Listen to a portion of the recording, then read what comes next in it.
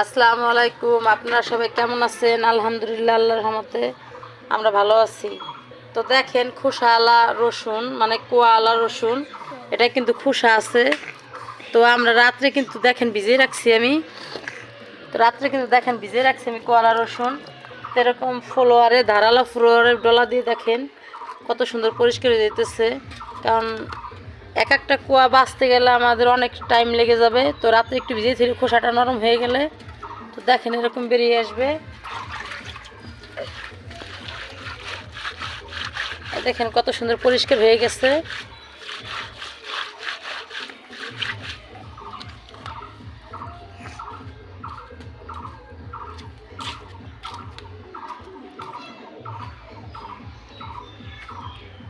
তো আপনারা চাইলে এরকম পরিষ্কার করে নিতে পারেন রসুনের কোয়া।